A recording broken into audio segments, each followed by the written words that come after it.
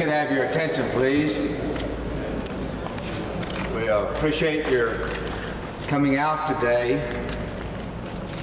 Every time that we have a press conference, regardless of the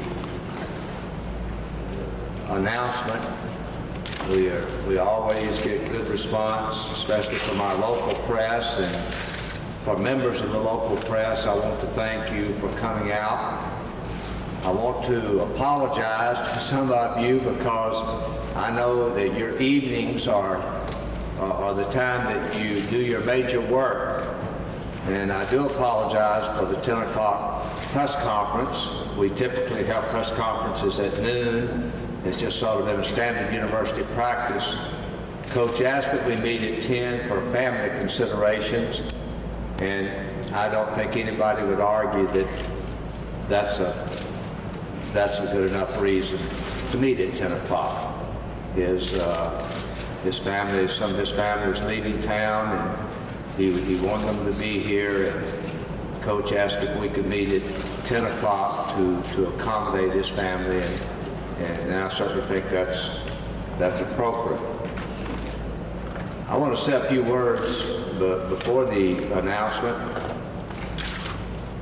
First place, I want to say that Coach Tarkanian came here 18 years ago, and what he did, he brought a national spotlight to Maryland Parkway.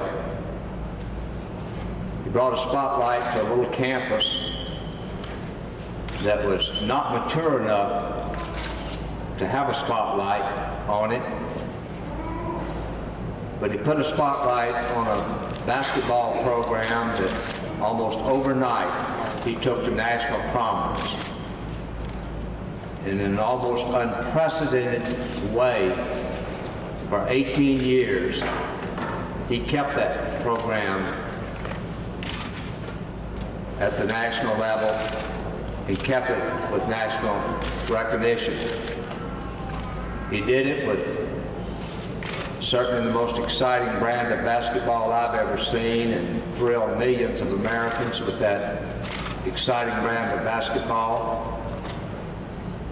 I don't know that much about basketball, but I know that the run and shoot offense that he had and that sort of in-your-face defense that he practiced changed, in my judgment, his coaching changed the tempo of college basketball all over the nation. It was that brand of basketball that built the Thomas and Mack Center. There is no question that magnificent facility would not be here if it were not for that basketball program. It is the house that Jerry built, no question about it. I think that the record, most of you are sports reporters, so I don't have to tell you that it's the winningest record in all of collegiate history, the winningest percent in collegiate history, and I think the most casual observer of college basketball would recognize that Coach Tarkanian is one of the great collegiate coaches of all times. This is the passing of an era at UNLV. Coach is announcing his retirement. And by the way, I'm not upstaging him. He asked me if I would speak first because I asked him, who do you want to speak first? But he's going to be announcing his retirement. There is no question that Jerry Tarkanian is a legend. He's established that a legend, has established himself as a legend while he's still an active coach. And I think that sports history will record him as such. I want to say something else on a personal basis, if I can. We've had some rather long meetings this week, as you well know, because most of you were waiting on us outside the door when we came out of those meetings. We met on Wednesday and we met again on Thursday, and I guess we've talked maybe 8 or 10 times during the week by telephone. And I want you to know that when Coach was weighing the options that he was going to take, and that's what he wanted to discuss with me, he wanted to discuss with me the things that he was thinking about. And when then he told me that it was his intention to announce his retirement today,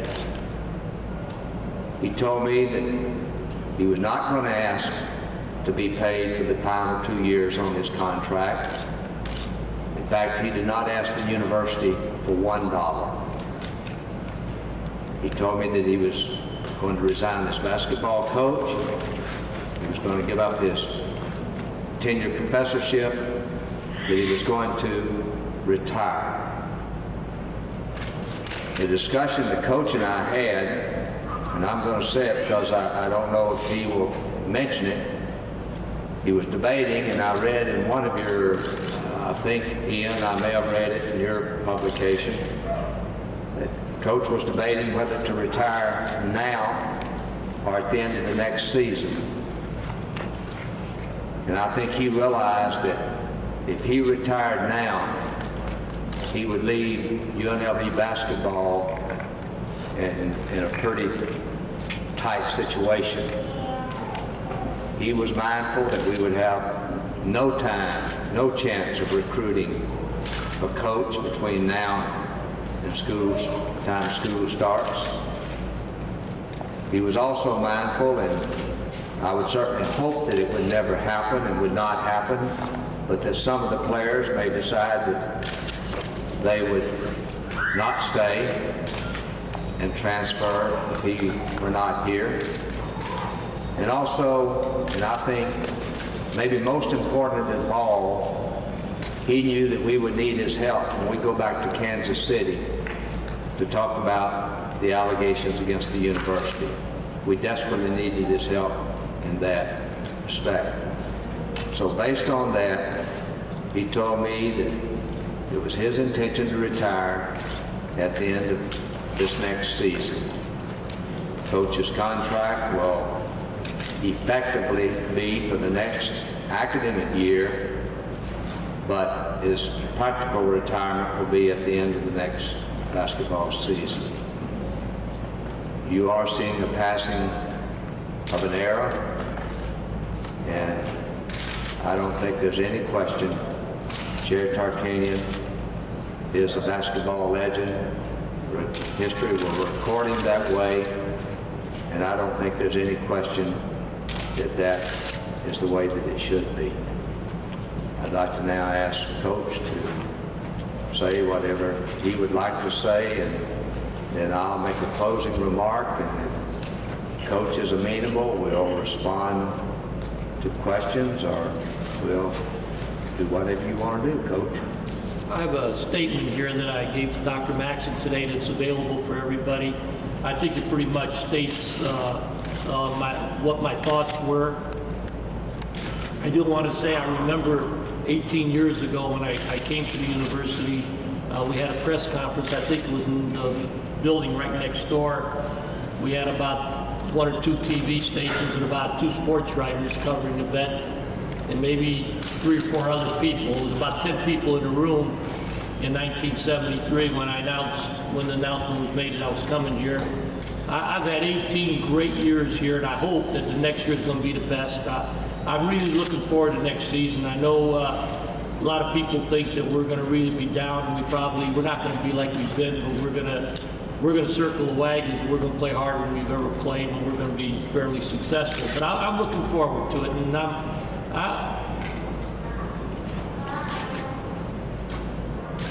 it's tough for me. After 18 years, Al, you give me some water.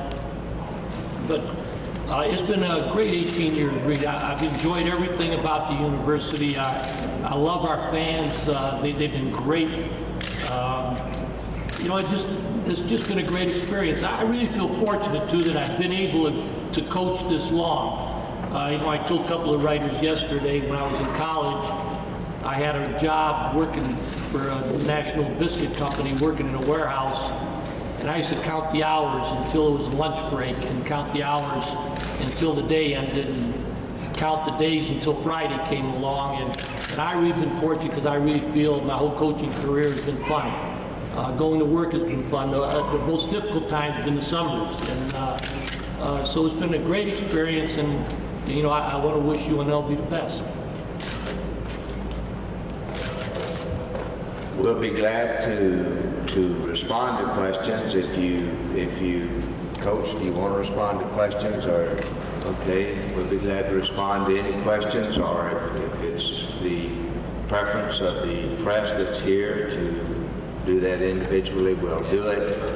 I want to tell you that my hope is that you'll ask us all the questions you want to ask us now. I was telling some of the press the other day, on Wednesday, I received 55 phone calls that day, mainly from the press.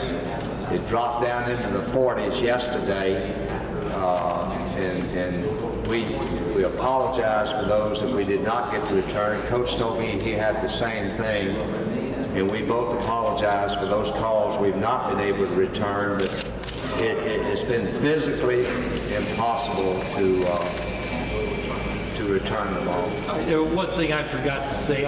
I'm really happy to be here for this next season because I really thought for several reasons. First of all, I did want to appear in front of the NC2A as the basketball coach. Secondly, I was very concerned about my assistant coaches. Thirdly, I wanted very much to be here when we start a whole new starting five. And you know, I've had a lot of people speculated once Anderson Hunt left that the coach would be leaving also because all 5 starters were gone, and I didn't want that to be the case. So I'm looking forward to next year being a fun year. I'm really going to try to get our team and our coaches together and try to make it the best year we've ever had.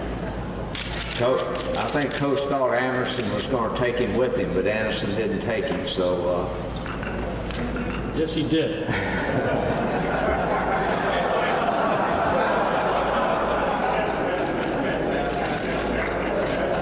He and 2 other guys. If Anderson would have stayed... Jerry, did you give it any thought to your plans after July 1st? You know,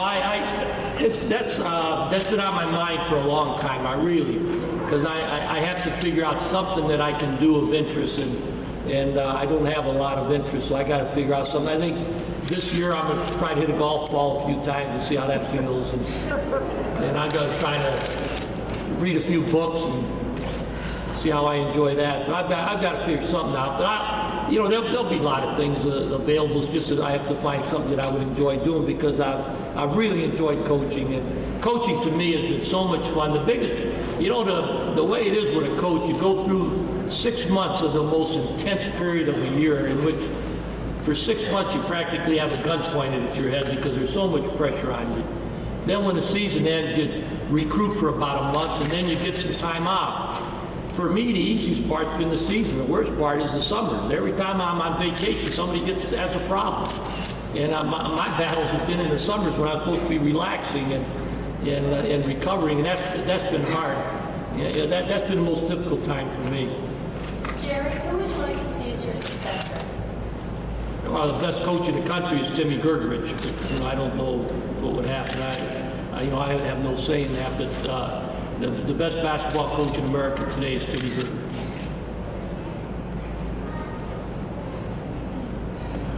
Dr. Ashley, who would you like to see as the successor?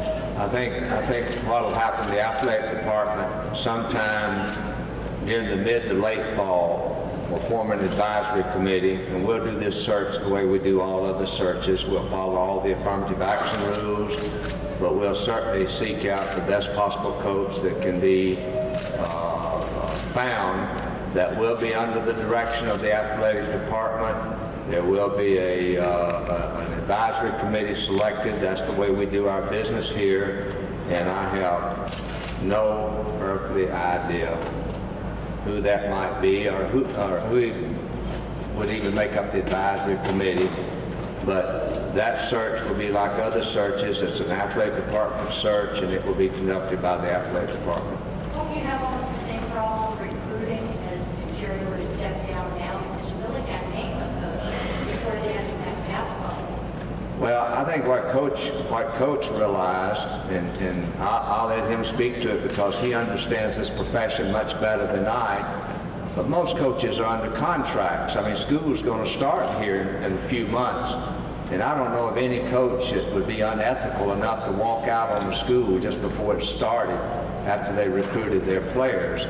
It seems to me that the logical time, and what Coach explained to me, that this allows the orderly process. You spend the winter doing your recruiting, and then at the end of the season, you're ready to name a new coach before they make their commitments for the next year. I'm not sure that we would want a coach that would walk out on another school right before school started. And Coach was very mindful of this. He talked to me about the possibility of resigning, quite frankly, now that, you know, that had entered his mind. And again, I read that in one of the national news media, sporting news media. And this allows for an orderly process. It allows the university to do its search, and Coach was very much aware of that. We don't want things in disarray, and that had the potential to put things in disarray. Coach, do you see yourself coaching again or not? I really don't know. Seriously, I love coaching, I really do, but you know, I'm getting older too. You know, I don't really know how much longer I can last coaching-wise. But right now, I'm not even thinking about that. I'm going to try to have a great year next year, and then I'll just see whatever develops after that. I know I enjoy watching basketball. I can go watch a game every night, so that could be fun for me.